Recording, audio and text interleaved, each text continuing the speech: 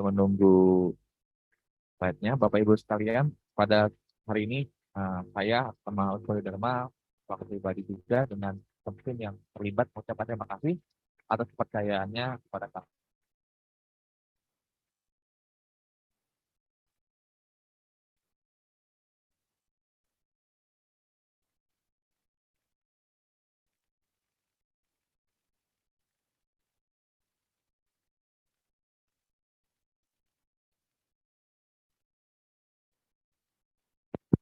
Tes,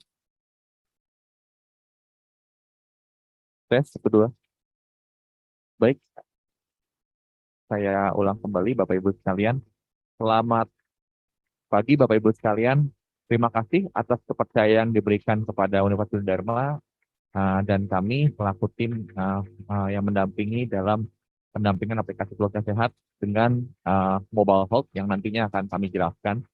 Sebelum ini kami mengucapkan juga Bapak Ibu sekalian untuk nantinya kalau ada pertanyaan akan kami data baik di YouTube maupun di Zoom nantinya seperti itu. Kita akan mulai Bapak Ibu sekalian, boleh di next slide-nya. Baik, seperti yang terpampang di dalam Zoom ini, Bapak Ibu sekalian, aplikasi keluarga sehat itu merupakan aplikasi yang memang telah dikembangkan sejak lama dan memang sudah ada versi yang kedua yang telah dibuat bersama-sama dengan Pusdatin, yaitu aplikasi ini mengembangkan dengan beberapa platform yang ada, yaitu yang pertama Bapak Ibu sekalian, kita tujuannya adalah pemasukan data Big PK, perhitungan visualisasi, dan sekarang sudah masuk dalam penentuan intervensi yang ada. Nah, diharapkan dari situ itu akan menghasilkan sebuah reporting data yang menggambarkan indikator kesehatan keluarga yang dinamakan dengan IKS wilayah. Nah, IKS wilayah ini sendiri itu bisa mencakup informasi tentang data keluarga sehat maupun prasehat maupun tidak sehat dari RT, RW, kelurahan, kecamatan, kota, kabupaten, provinsi, dengan nasional. Nah, ini beberapa hal yang menjadi dasar ketika kita mengembangkan aplikasi keluarga sehat. Di next one.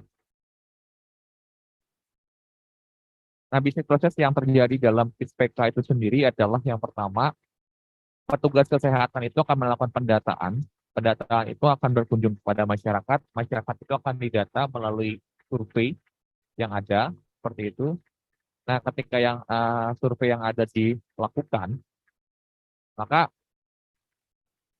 pelaporan PISPK itu akan masuk ke dalam sistem dan itu akan dihitung di dalam database PISPK yang nantinya akan dilaporkan secara periodik dan dapat dilihat oleh petugas kesehatan sehingga petugas kesehatan mampu untuk melakukan intervensi dan menentukan intervensi yang ada seperti itu. Nah, next. Halo, kamu sudah pakai nomor handphone ini berapa lama ya? 4 tahun, kenapa ya? Sini deh handphonenya.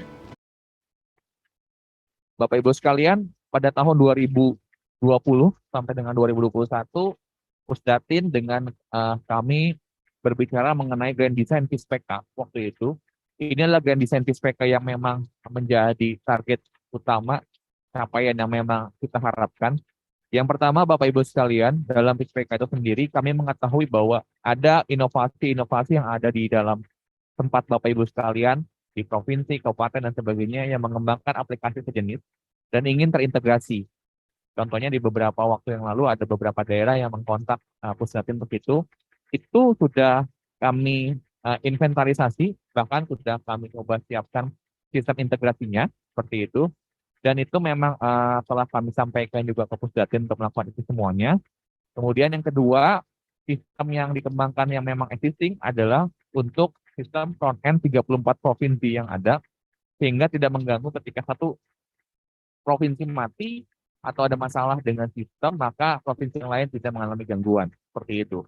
Kemudian ada sistem yang untuk melakukan perhitungan IKS yang memang ada permasalahan yang nanti kami akan jelaskan di akhir slide mengenai keterlambatan perhitungan seperti apa, yang menghasilkan juga nantinya diharapkan ada dashboard IKS wilayah yang bisa Bapak Ibu pakai untuk pendataan, untuk melihat hasilnya, dan seluruhnya itu akan diagregat untuk menjadi sebuah raw survei.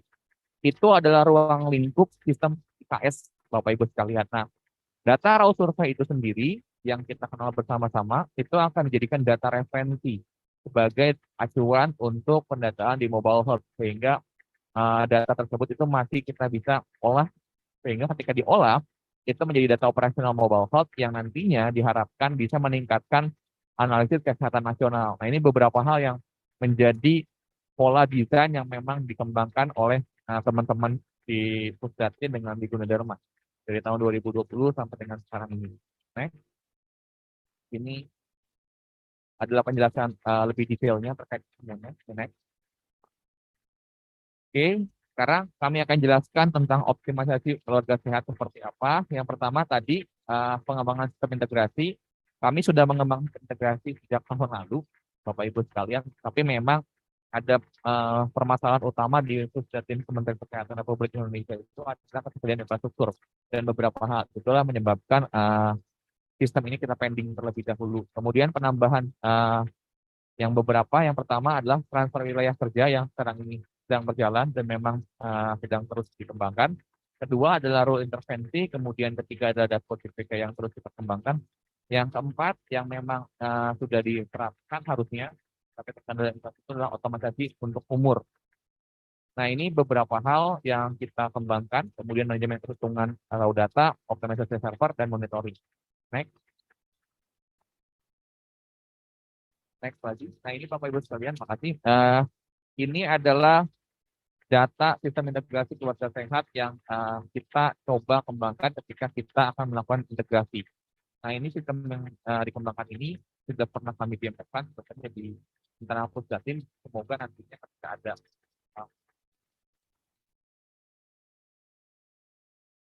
hal yang nantinya. Seperti pertama adalah adanya verifikasi data dari eksternal sistem yang ada. Jadi dengan sistem ini, IKS ataupun indikator keluarga sehat itu bisa dimasukkan tanpa melalui aplikasi keluarga sehat.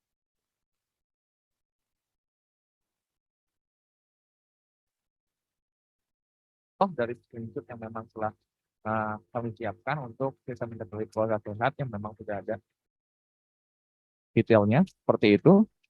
Next. Nah, ini transfer wilayah kerja di antar puskesmas ini sendiri, Bapak Ibu sekalian, yang memang berlangsung, berfungsi untuk melakukan pemindahan data survei dari satu puskesmas ke puskesmas yang lainnya. Ada dua kategori Bapak Ibu sekalian yang bisa dilakukan dari transfer itu. Yang pertama, transfer antar wilayah kerja dalam satu buah kecamatan, di mana itu harus diajukan oleh seorang puskesmas, satu puskesmas dan seorang, dengan melampirkan dokumen permintaan. Yang kedua, nanti akan di-approve dengan dinas kesehatan di tingkat kabupaten atau kota seperti itu. Nah, kalau tipe yang kedua adalah transfer antar wilayah kerja dengan berbeda kecamatan. Kalau memang terjadi pemekaran wilayah dan sebagainya, itu hanya dapat dilakukan oleh Pusdatin Kementerian Kesehatan. Dokumen itu harus diusulkan juga melalui Pusdatin. Nanti yang akan melakukan eksekusi adalah Pusdatin. Kenapa seperti itu? Karena itu harus diverifikasi tentang data kecamatan dan kelurahan yang ada. Pergerakannya seperti itu. Next. Untuk Bapak Ibu sekalian yang belum mengetahui bagaimana pola transfer wilayah kerja seperti ini, Bapak Ibu sekalian, ilustrasinya ada di Kecamatan Merauke, ada Puskesmas Karangindah yang memiliki kelurahan namanya Kelurahan Karangindah. Kemudian ada Puskesmas Rimba Jaya yang memiliki Kelurahan Nasem dan Kelurahan Rimba Jaya. Nah, ternyata Puskesmas Karangindah ini akan ditambahkan lagi sebuah wilayah kerja baru, yaitu Kelurahan Asem. Itu akan berpindah. Itu ilustrasinya. Artinya Kelurahan Puskesmas Karangindah itu adalah tujuannya, sedangkan Rumah Rimba Jaya adalah source-nya, seperti itu. Next. Cara transfer wilayah kerja yang memang bisa dilakukan adalah setiap puskesmas induk dan tujuan harus telah melakukan konfigurasi wilayah kerja. Jadi kalau Bapak Ibu sekalian memang memiliki puskesmas induknya belum melakukan konfigurasi wilayah kerja, itu tidak akan bisa untuk melakukannya. Kemudian puskesmas tujuan juga harus memiliki supervisor dan surveyor untuk menampung seluruh data survei yang ada. Kemudian batasan transfer wilayah kerja adalah satu usulan transfer wilayah kerja hanya dapat menampung satu surveyor dan supervisor dan surveyor. Yang kedua adalah puskesmas hanya dapat melakukan pengajuan usul transfer wilayah kerja dalam sebuah kecamatan saja. Yang tadi saya jelaskan, kalau beda kecamatan itu harus dilakukan oleh Pusdatin, seperti itu.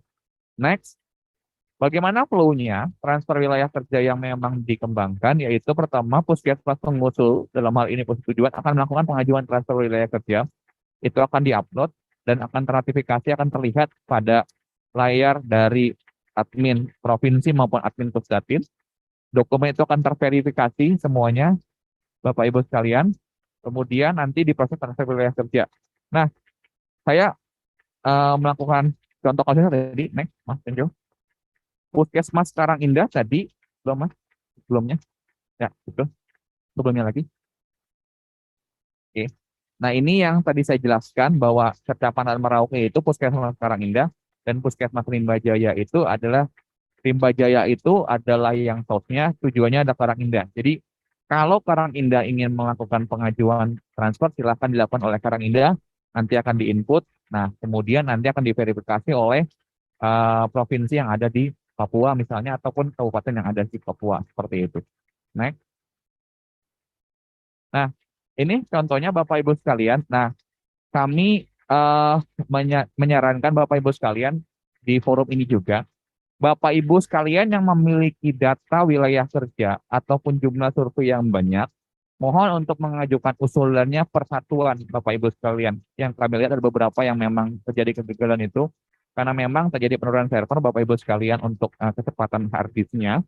Jadi ketika mengusulkan transfer itu bisa dilakukan persatuan Bapak Ibu sekalian. Jadi misalnya ada 5 wilayah kerja yang akan dilakukan, mengajukan 5 kali usulan. Itu dapat dilakukan seperti itu. Jadi inputnya adalah dari puskesmasnya asalnya mana, wilayah kerjanya mana, kemudian tanggalnya berapa dengan dokumennya. Kemudian nanti di tujuan dia akan mendapatkan puskesmas, supervisor, dan surveyor yang dilakukan. Itu yang dilakukan. Next.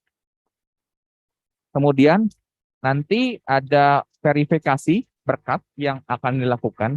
Jadi teman-teman dari provinsi ataupun kabupaten bahkan Pusdatin itu bisa melakukan approval, melakukan koreksi datanya atau decline seperti itu, atau bisa melakukan delete terkait informasi tersebut. Next. Ini yang diverifikasi berkasnya, data usulan, penghapusan data usulan, view data usulan, approval, reject, atau penolakan, disertai alasannya, dan download dokumennya, seperti itu.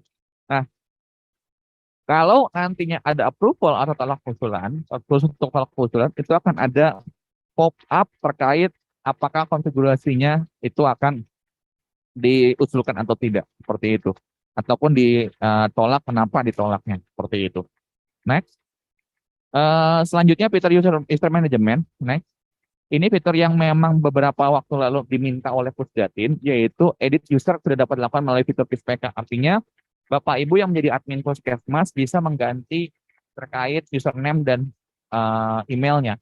Cuma kami menghimbau Bapak Ibu sekalian, untuk email, usahakan email yang memang benar-benar aktif dan usahakan juga email yang digunakan itu adalah persatuan, bukan email organisasi. Misalnya supervisor diisi misalnya pkm@gmail.com atau pkm@blablabla.com. Itu satu user, satu surveyor dengan banyak surveyor lainnya memiliki kesamaan. Kami harapkan tidak. Karena kalau nantinya terintegrasi dengan email, maka itu kan kesulitan kita memverifikasi datanya seperti itu. Next. Ini intervensi yang memang sudah berjalan, ada beberapa rule intervensinya. Ini rule intervensi terkait beberapa hal, terkait beberapa datanya seperti next, tuberkulosis, yang memang ada, itu ada beberapa rule yang kita bisa lakukan. Yang warna kuning Bapak Ibu sekalian adalah rule terkait yang boleh diedit ketika melakukan intervensi. Kalaupun kenapa tidak yang lainnya tidak bisa, itu karena kesepakatan waktu itu dengan Litbang. Seperti itu. Next. Demikian juga untuk indikator hipertensi. Next. Indikator hipertensi juga sama seperti itu dengan indikator ODGJ. Itu ada beberapa, dan sarana air bersih. Next lagi dengan jamban seperti itu. Nah, next lagi. Rinitis alergi, redakan dengan Telfast, bekerja efektif tanpa kantuk. Oke.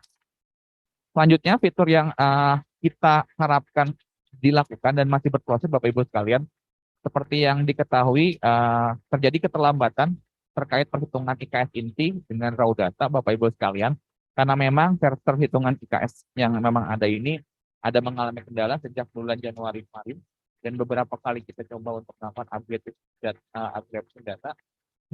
upgrading data dan upgrading sistem itu baru bisa kita fasilitasi ketika kita mendapatkan bantuan cloud system yang memang sudah dimiliki oleh Pusdatin seperti itu. Nah, ini dashboard PPK yang terus dikembangkan nantinya.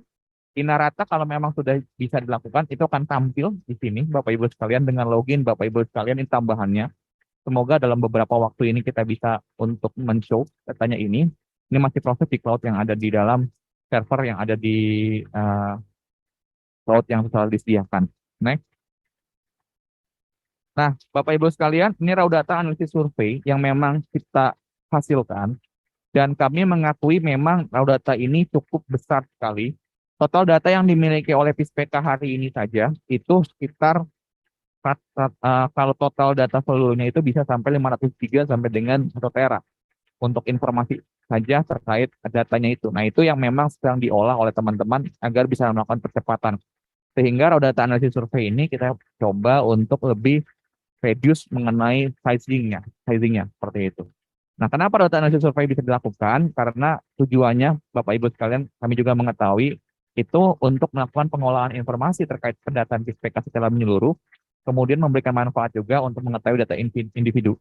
Inilah yang menjadi dasar kita melakukan pemandangan data.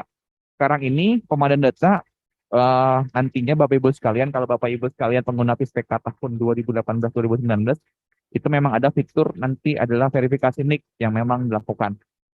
Kebetulan dalam beberapa waktu yang lalu kami telah diberikan akses melalui MPI, Master Patient Index, oleh teman-teman di DTO untuk melakukannya. Nanti kami akan coba untuk mengintegrasikan kembali, mengaktifkan fiturnya kembali, yaitu fitur verifikasi NIK yang memang dilakukan. Kami akan berkoordinasi juga dengan teman-teman Pusdatin, kalau memang diizinkan, maka verifikasi NIK yang ada di website PISPK itu akan diaktifkan kembali seperti itu. Sehingga pemandangan data lebih penting. Oke, itu adalah pengantar Bapak Ibu sekalian tentang optimalisasi keluarga sehat. Sekarang kami akan menjelaskan tentang overview mengenai hubungan PISPK dengan mobile health seperti itu. Yang pertama Bapak Ibu sekalian, apa kekurangan PISPK yang memang terlihat dan memang sudah menjadi atensi dari teman-teman Pusdatin, yaitu kekurangan PISPK itu adalah survei yang dilakukan satu arah, yang memang maksudnya satu arah adalah survei satu arah adalah Vaskes atau puskesmas dalam hal ini akan menugasi tenaga kesehatan untuk mendatangi keluarga dan melihat keadaan keluarga dan melakukan pendataan atau melakukan wawancara yang ada seperti itu. Nah, dari situ ketika melakukan seperti ini ada problem yang pertama, satu, ketika Bapak Ibu sekalian menggunakan aplikasi PISPK untuk mengetahui intervensi dan sebagainya, itu harus download XLF dulu, kemudian dilihat dan sebagainya. Sedangkan ketika nantinya kita ingin melakukan pemantauan itu sendiri, kadang kita butuh yang cepat untuk melakukan itu. Maka itu menjadi problem. Yang kedua, yaitu masyarakat pun tidak mengetahui hasil dari status keluarganya. Apakah dia memang dikategorikan sehat atau tidak. Dan mengetahui juga apakah memang dia terdiagnosa misalnya hipertensi dan sebagainya. Kalau dia tidak melakukan pemeriksaan juga kepada tenaga kesehatan. Seperti itu. Nah, next. Gap antara nakes dan masyarakat inilah yang menjadi salah satu terobosan dari Pusdatin, di mana ingin dibuat sebuah aplikasi mobile yang menggunakan data PISPK dan membantu masyarakat dan tenaga kesehatan agar dapat mengetahui informasi yang ada. Itu tujuannya. Nah, terobosan itu dinamakan mobile health seperti itu. Next. Nah, mobile health itu sendiri merupakan sebuah layanan pendukung dan penghubung juga antara petugas kesehatan dengan masyarakat, sehingga kita sebagai tenaga kesehatan dapat melakukan verifikasi hasil pendataan PISPK secara menyeluruh, sehingga ketika PISPK itu meningkat verifikasi datanya itu sendiri, maka juga meningkat juga kualitas pendataannya. Dengan meningkatnya kualitas pendataan, maka meningkat juga kualitas kesehatan Indonesia melalui data dasar yang akurat. Itu tujuannya. Next. Oleh karena itu, mHealth itu sendiri sebenarnya menyediakan 3 buah fitur utama yang memang telah disiapkan, yaitu Mobile Health Nakes. Mobile Health Nakes itu sendiri adalah fungsinya adalah yang pertama itu melakukan aplikasi yang ditujukan untuk tenaga kesehatan yang telah memiliki akun dari Pispeka. Jadi Bapak Ibu sekalian nggak harus registrasi, semuanya dapat login dengan menggunakan akun yang ada di Pispeka. mHealth Nakes ini sendiri tujuannya memang membantu surveyor untuk mengecek seluruh informasi yang ada. Tujuan utama dari aplikasi ini juga untuk melakukan pemantauan bagi setiap keluarga yang menjadi tanggung jawab tenaga kesehatan di masing-masing wilayah kerjanya. Nanti di dalam aplikasi mHealth Nakes itu sendiri, itu akan menghasilkan sebuah dashboard mengenai jumlah kasus yang dapat dipantau Bapak Ibu sekalian berdasarkan kecamatan dan kelurahan bahkan RT dan RW yang memang kita open seluruhnya karena memang ada satu puskesmas seperti itu untuk intervensi. Nantinya Bapak Ibu sekalian bisa melakukan updating data dengan bantuan mobile KS ataupun nanti dengan bantuan dari web KS sendiri seperti itu. Kemudian melihat jadwal kerja kesehatan, melihat capaian indikator Pispeka dan mengetahui informasi yang ada. Detailnya nanti akan kami sampaikan melalui video dan melalui penjelasan. Kemudian yang kedua adalah intervensi manager, Bapak Ibu sekalian, yaitu fungsinya adalah agar membantu Kementerian Kesehatan dan unit terkait untuk mempublikasi informasi melalui misalnya push notification dan sebagainya yang ada. Sehingga teman-teman di Kementerian Kesehatan maupun di daerah dapat mengetahui event-event yang terjadi. Kemudian juga kita juga mengetahui juga publikasi yang ada. Kemudian notifikasi juga bisa dilakukan untuk setiap masyarakat dan monitoring terkait penggunaan dari aplikasi yang ada. Nah, selanjutnya adalah 2 aplikasi itu ada untuk tenaga kesehatan. Yang ketiga adalah aplikasi mHealth Beneficiary atau mHealth untuk masyarakat. Di aplikasi ini, masyarakat akan diminta untuk melakukan registrasi. Tujuannya apa? Agar monitoring kesehatannya terdata, tervalidasi dengan baik seperti itu. Nah, data orang-orang dapat menggunakan mHealth Beneficiary itu adalah orang-orang yang terdata di Pispeka. Jadi kalau orang-orang yang belum terdata di Pispeka, teman-teman atau Bapak Ibu sekalian akan diminta untuk melakukan pendataan terlebih dahulu. Seperti itu. Fungsi utamanya apa? Fungsi utamanya adalah melakukan monitoring kesehatan anggota keluarga berdasarkan pendataan Pispeka, kemudian mengetahui jadwal kesehatan yang ada, memberikan notifikasi dan memberikan edukasi yang menyeluruh seperti itu. Next. Ini adalah next lagi. Ya, ini adalah progres yang Bapak Ibu mungkin saya open agar Bapak Ibu mengetahui perjalanan dari Pispeka itu sendiri.